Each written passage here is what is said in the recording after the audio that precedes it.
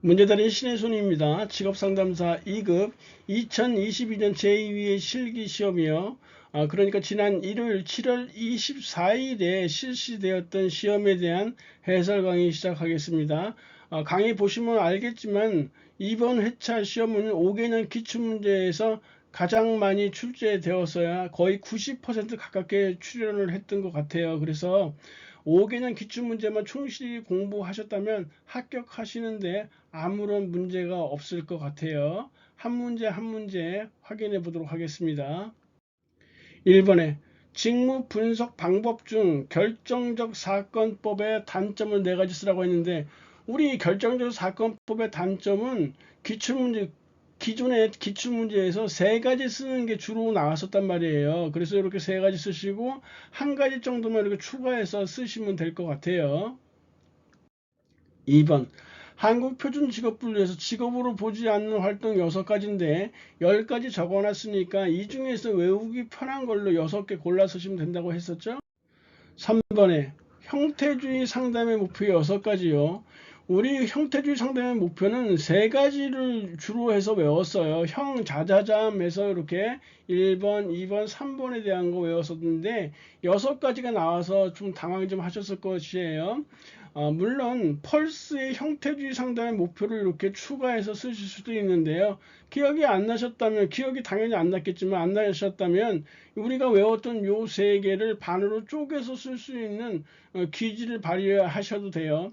상담사는 내담자가 자가개연 성숙을 이루도록 도와준다, 뭐 이런 식으로. 여기는 상담사는 내담자가 통합의 성취를 이루도록 도와준다, 이렇게 잘라서 둘로 나눠서 쓰시면 6개를 얼추 채울 수 있다는 얘기죠.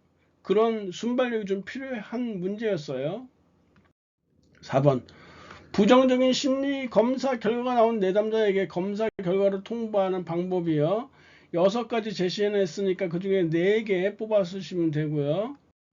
5번 한국직업사전에서 제공하는 부가 직업 정보 중 직무 기능에서 사람의 세부사항 5개를 쓰시어 나와 있는데요. 21년도 3회차 시험에서는 직무 기능 중에서 D, 즉 자료, 데이터에 대한 것이 나왔었단 말이에요. 그래서 우리가 종조, 분수, 계기비 이렇게 외웠었는데요. 우리 교재 확장해 보기에 딱 보시면 사람에 대한 것도 제가 써놓은 게 있어요. 그게 바로 이렇게 8가지가 제시되어 있단 말이에요. 근데 그게 기억이 안 나셨다면 그냥 과감하게 버려버리세요. 틀려도 돼요, 이런 거. 6번 직업 상담사가 갖추어야 될 일반적인 자질 5가지요. 직업 상담사가 갖추어야 할 자질은요, 제가 이 신출이라는 표시도 안 했어요. 물론 기출 5개년 내에 없는 문제예요. 하지만 1차 필기시험에 매번 나와 있는 내용이란 말이에요. 상담사는 자기 자신에 대한 이해를 충분하게 갖고 있어야 되고요. 내담자에 대한 존경심 갖추고 있어야 되고, 객관적인 통찰력, 전문적인 상담 지식, 심리적 지식, 그리고 직업정보 분석 능력, 이런 것들을 상식적인 수준에서 쓸 수 있는 것들이에요. 그래서 이런 거 이렇게 쓰시면 되고요.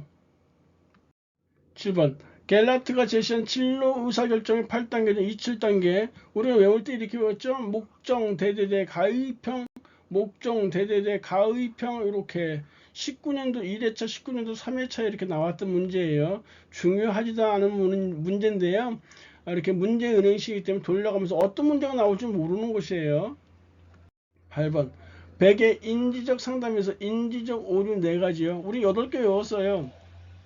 임잘 개선, 과이 가공, 임의적 추론, 잘못된 명명, 개인화, 선택적 추상화, 과일반화, 이분법적 사고, 과장 및 축소, 긍정격화, 이렇게 8개 외웠는데 그 중에 4가지 쓰시면 되고 설명까지는 안 하셔도 돼요. 이렇게 명칭만 쓰시면 되는 문제였어요.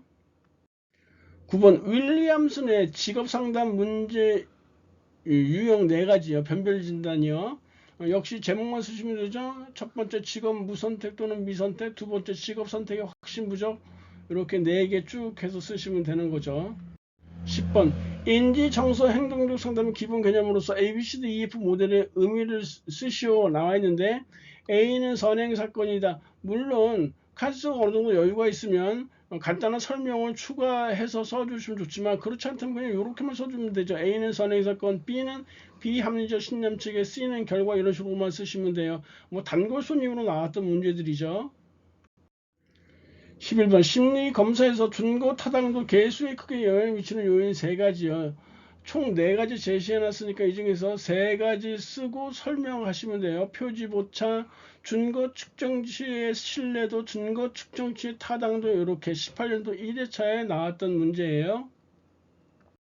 12번 직업상담에서 내담자 이해를 위한 질적 측정 도구 3가지요. 작하제형이라고 했었어요. 그 중에 3가지 쓰고 설명하시면 되죠. 자기 효능감 촉도, 카드 분류, 제노그램, 역할놀이, 이렇게 4개 제시했으니까 이 중에서 3개 쓰고 설명하시면 돼요. 물론 카드 분류는 직업 카드 분류고 제노그램은 직업 가계도를 얘기하는 것이에요. 13번 한국표준산업분류에서 산업, 산업활동, 산업활동의 범위, 산업분류의 의미를 각각 설명하시오, 이렇게 나와 있는데요. 최근 직업상담사 시험의 트렌드를 이렇게 보면요. 노동 2차 시험에서요. 노동시장론의 비중이 점차 줄어들고 있고요. 직업정보론이 비중을 높여가고 있다라는 이런 측면이 있어요. 전년도부터요.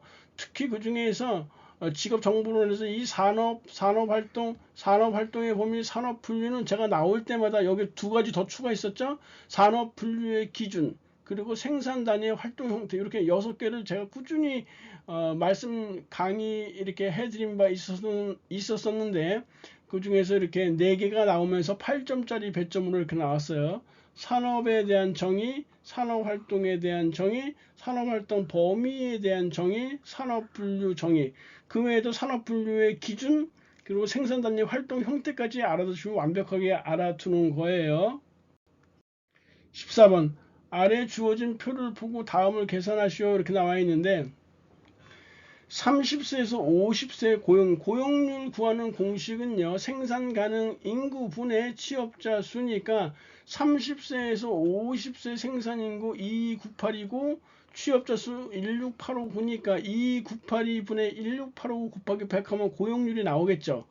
그리고 29세 이하의 고용률을 구하면 29세 이하의 고용률 요거 생산 가능이 다 더하고 취업자 수 요거 다 더해서 이렇게 나눠서 곱하기 100 하면 이때 29세 이하의 고용률로 나온단 말이에요. 그래서 30세에서 50세의 고용률과 29세 이하의 고용률을 비교하면 30세에서 50세 고용률이 훨씬 높다는 걸 알 수 있어요. 그럼 그 이유가 무엇이냐, 이걸 분석한다라는 것이에요.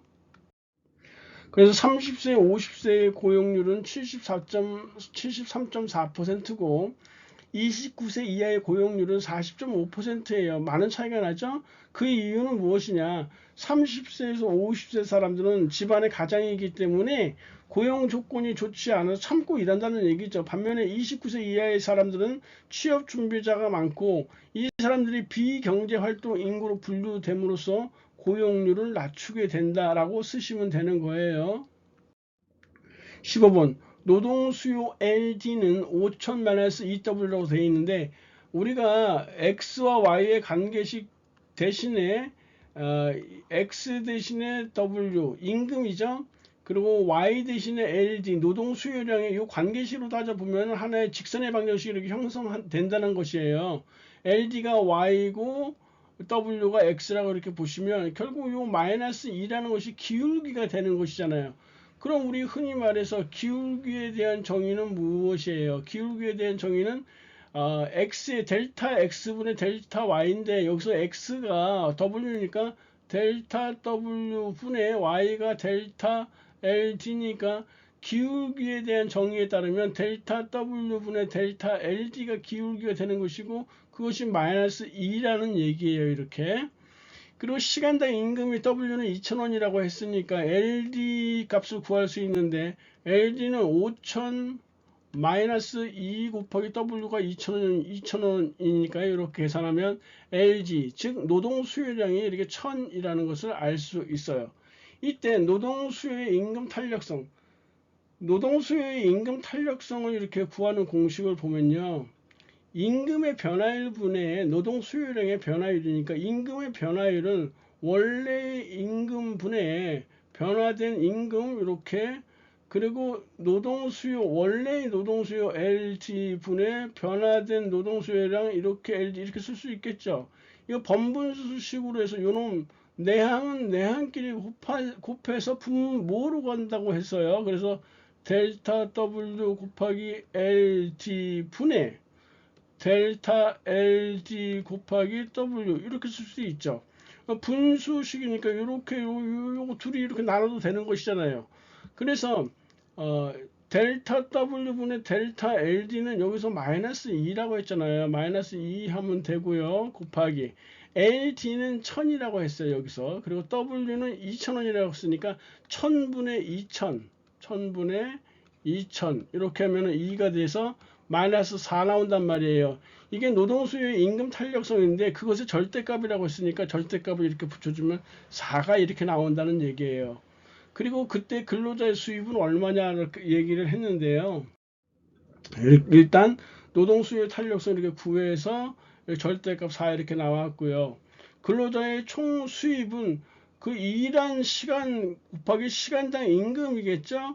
그래서 노동 공급량 노동 수요량에서 1000시간이 되는 것이니까 1000 곱하기 2000 하면 200만원 근로자의 총 수입은 200만원이다 해서 이 문제는 제가요 동형 문제 그리고 그 파이널에도 있었고 그리고 계산 문제 특강에도 집어넣었던 문제예요.